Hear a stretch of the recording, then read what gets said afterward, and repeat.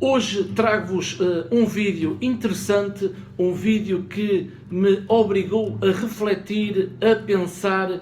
E porquê? Porque é um vídeo não como uma resposta a uma pessoa que há poucos dias no Facebook colocou várias perguntas em relação ao assunto futebol, e dentro do futebol temos várias nuances para nós treinadores e qualquer apaixonado pelo jogo fazer levantar, questionar, refletir sobre a organização das suas equipas no que toca ao modelo de jogo de cada treinador e também no que toca à observação não só externa em relação ao nosso adversário, como a observação interna relacionada com a nossa equipa. Este vídeo vai ser meramente uma opinião pessoal, não estou aqui a dar nenhuma aula nem em nenhum aspecto de formação,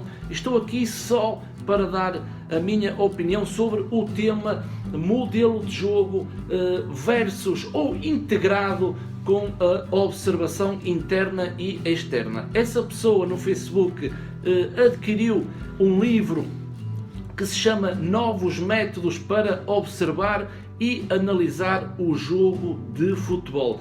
Nesse livro temos vários indicadores de pessoas ligadas ao meio, como o professor Daniel Barreira, o Tiago Leal do Shakhtar Donetsk, o Paulo Fonseca, treinador bastante conhecido, e Carlos Daniel, um jornalista da RTP.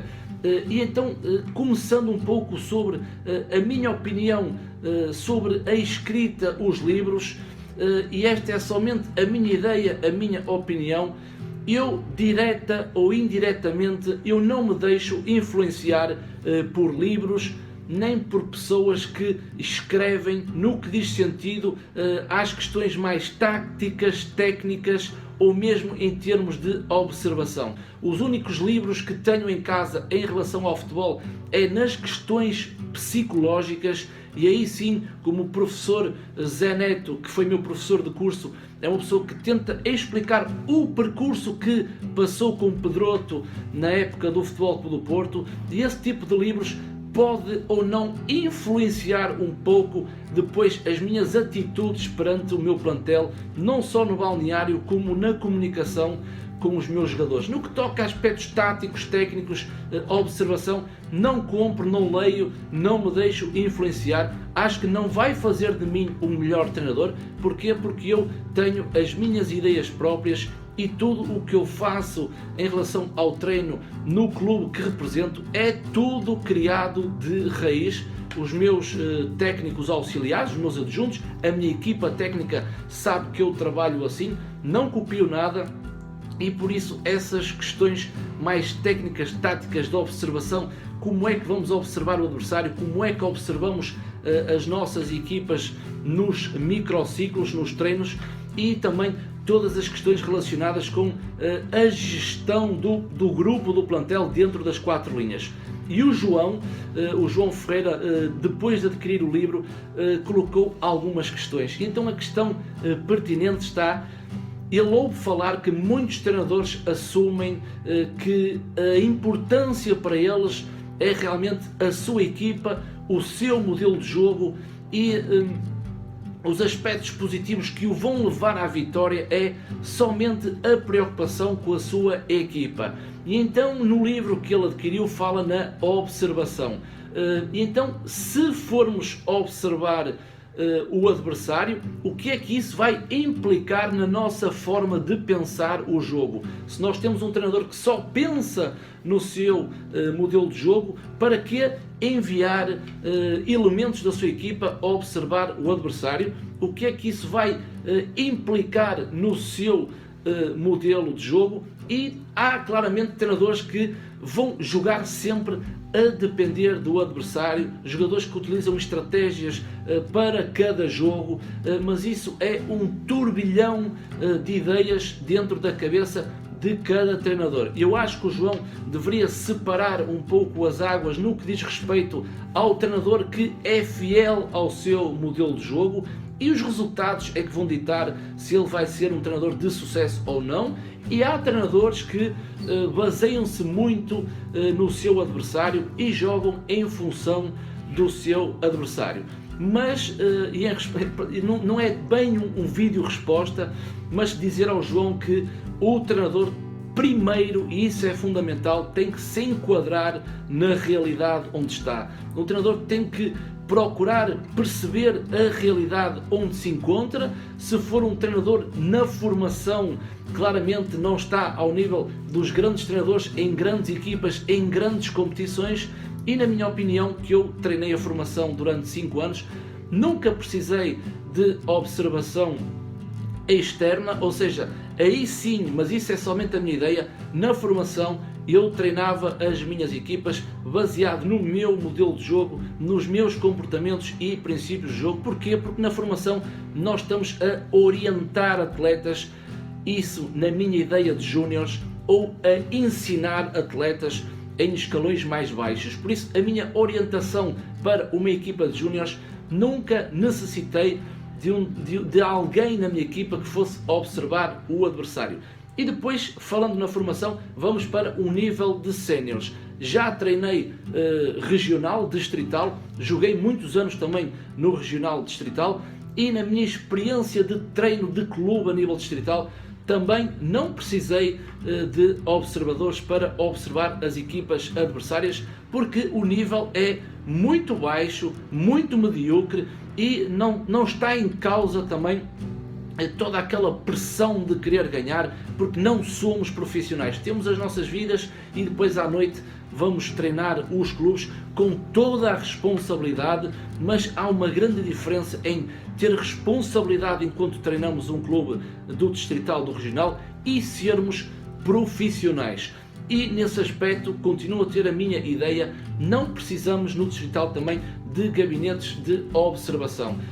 No que toca depois aos campeonatos profissionais, aí a música é outra, e primeiro temos que estabelecer e situar-nos no clube em qual estamos a prestar serviços, a trabalhar, e depois verificar se é possível termos uma equipa de observação. Ou seja, nos campeonatos profissionais eu já acho que é necessário termos dentro da nossa equipa técnica, porque o observador tem que ser uma equipa que tenha conhecimento do nosso modelo de jogo, e então sim criar bases para que essa pessoa que está dentro da nossa equipa poder observar o adversário. E digo isto com todo o conhecimento de causa. Nós na segunda liga, que é a nossa liga profissional mais baixa, se 90% dos clubes não têm capacidade para criar gabinetes de observação, e não falo nos gabinetes de scout, porque isso é outro departamento completamente à parte dos gabinetes de observação. Na segunda liga não há clubes com capacidade financeira para fazer esse tipo de observação, e é o treinador principal que por vezes se desloca aos estádios para observar a equipa adversária, o seu próximo jogo. E eu tenho conhecimento, porque eu já vi vários treinadores nos estádios a observar a equipa que vão defrontar na semana a seguir. No que diz respeito à Primeira Liga, e ainda estou na observação externa, no que diz respeito à Primeira Liga, só 4 clubes é que têm gabinetes internos do clube a funcionar na observação e no scout, mas na observação vai depender do treinador principal se quer ou não usufruir dos serviços desses clubes. Sei que o Porto, o Benfica, o Sporting e o Braga têm esses departamentos de observação, mas depois vai incidir no modelo de jogo do treinador, e essas pessoas têm que estar embutidas nas ideias do treinador principal. E então, claro que há essa observação das equipas com quem vamos jogar. E aí já estamos num nível muito, muito alto, em que vai depender das ideias do seu próprio treinador. Como disse há minutos atrás, cada treinador tem a sua própria ideia. No que toca à observação interna, acho que é fundamental. Aqui, até na formação, podemos avaliar os nossos microciclos. Quem não sabe o que é um microciclo é uma sessão de treino. Depois temos o mesociclo, que é mais ou menos um mês de treino, e depois temos o macrociclo, que é a época competitiva da nossa equipa. Portanto, no microciclo, na unidade de treino, é fundamental, na minha opinião, termos também recursos para observar internamente o nosso treino. E então era filmar os nossos treinos para depois, à noite, porque não somos profissionais, avaliarmos e no dia a seguir corrigir, falar com os nossos atletas, e se for com um vídeo ainda melhor, porque o jogador tem sempre razão, o jogador nunca erra, e então quando o confrontamos com vídeo, aí sim ele percebe onde é que errou no treino e depois vai claramente corrigir. No que toca ao profissional, temos todo o tempo do mundo, temos 8 horas, 9, 10, 12 de trabalho, entramos no clube às 8 da manhã, saímos do clube às 9 da noite, e aí antes do treino podemos preparar tudo aquilo que vamos fazer nesse microciclo, e aí é muito mais fácil a gestão desse processo. E isso é a minha ideia. Depois ele questiona que treinadores só pensam na sua equipa e depois outros dizem que a observação é importante. Há uma contradição. Não há aqui uma contradição, só se um treinador dizer hoje que só pensa no seu estilo de jogo, no seu modelo de jogo, e amanhã dizer que a observação é importante do adversário, o que vai condicionar todo o seu modelo de jogo. Aí há uma contradição. Há treinadores que sim, que só pensam no seu modelo de jogo, há treinadores que sim, que só pensam no adversário, mas isso tem a ver também com as realidades dos clubes, a realidade da tua equipa, e tem a ver com a qualidade dos teus jogadores. É claro que, vamos imaginar, um Futebol Clube do Porto faz uma temporada inteira no campeonato interno a pensar no seu modelo de jogo, porque são jogadores tecnicamente muito mais evoluídos do que outras equipas, por isso é que são mais caros, não é? E então tem uma tendência de seguir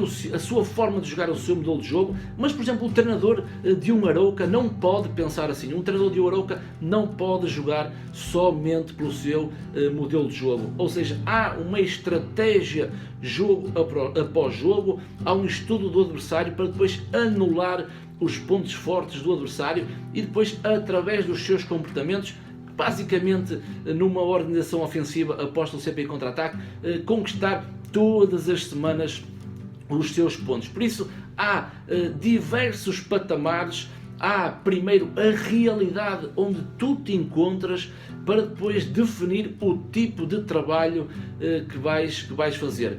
E depois treiná-lo assim com imagens de vídeo também. Será que temos que treinar tudo aquilo que observamos do adversário, trazer para a nossa equipa? E eu acho que sim, claramente, um treinador que quando opta por observar o adversário e depois tenta trazer informação para o nosso grupo, acho muito bem, principalmente logo no início da semana, após o treino da recuperação, no microciclo a seguir, colocar já essa informação no plantel, primeiro com um vídeo para que eles percebam quais as movimentações que têm que fazer dentro de campo para anular os espaços e as zonas onde o adversário é mais perigoso e depois fazer o transfer desse vídeo para o microciclo, para dentro das 4 linhas, e o mais importante no fundo é a repetição, a repetição, a repetição, a repetição, porque só assim é que o jogador de futebol vai entender. Por isso, há aqueles treinadores que vivem da estratégia perante o adversário no seu próximo jogo, na sua próxima competição. É muito importante no início da semana, não no microciclo anterior ao jogo, não. Aí o jogador já está com outros índices mais psicológicos a mexer do que propriamente aquilo que ele vai fazer dentro de campo, e depois, se o jogador estiver com tranquilidade, calmo, vai conseguir fazer o transfer para o jogo com mais serenidade e acaba por cumprir melhor os seus objetivos. Portanto, logo no início da semana, trabalhar a estratégia para o jogo a seguir, baseado na informação que foi recolhida primeiro por vídeo e depois dentro de campo. É claro que a mensagem do treinador, a forma de como comunica, é também muito importante para a receptividade em boas condições do seu jogador. Por isso, essas questões de que o treinador que fala que só pensa no seu próprio jogo, é claro que não vai ligar muito à observação. Eu acho que tem que haver, e para concluir, acho que tem que haver um misto, mas sempre relacionado com a realidade do clube onde estás inserido, na qualidade do teu plantel e na competição que estás a disputar. Eu dei o exemplo do Porto, que faz um campeonato na Liga NOS a pensar no seu modelo de jogo. Nuno Espírito Santo pensa na forma de como joga, mas depois passas por uma competição a eliminar, dando um exemplo, ao passar a fase de grupos da Liga dos Campeões, por exemplo, há uma eliminatória a eliminar, e aí o Nuno já altera, ou seja, há aqui já um misto, porque vai optar por uma estratégia tendo em conta o seu adversário. Mesmo na fase de grupos já há essa estratégia já formada pelos grandes clubes e pelos grandes treinadores, por isso é normal, na minha opinião tem que haver um misto, criar raízes para que isso seja possível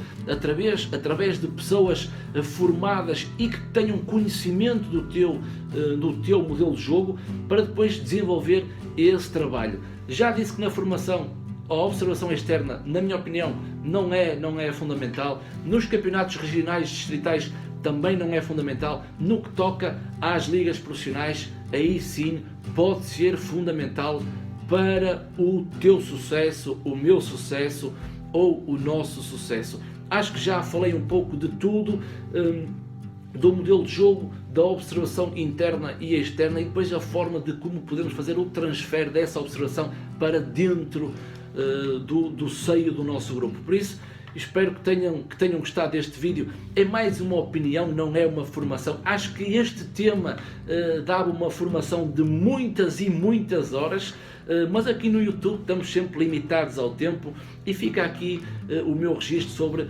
o modelo de jogo e a observação no futebol.